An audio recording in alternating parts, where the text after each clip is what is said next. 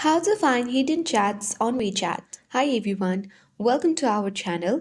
This is Rose and I'll guide you to find hidden chats on WeChat. Without further ado, let's begin. First, double launch WeChat application on your device and make sure to sign into your account. Tap chat's icon at bottom left and you will reach on the WeChat chat page where you will see all the chat you have had conversations on. If you haven't, you can easily search from the contacts and search any user and start a chat. So, in order to find hidden chat and WeChat, first of all, let me show by hiding one of the chat. Long press on particular chat.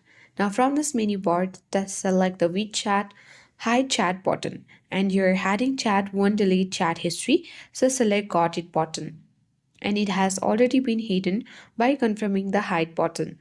Now tap the search icon at top right and type in that particular hidden chat. And as you can see that we have successfully found that hidden chats under the contact section. So you can easily unhide this chat if you wish to. So in this way you can easily find hidden chats on WeChat. I hope this guide was helpful. If it was, then do like, share, comment, and don't forget to subscribe. Thanks for watching and I'll see you in the next video.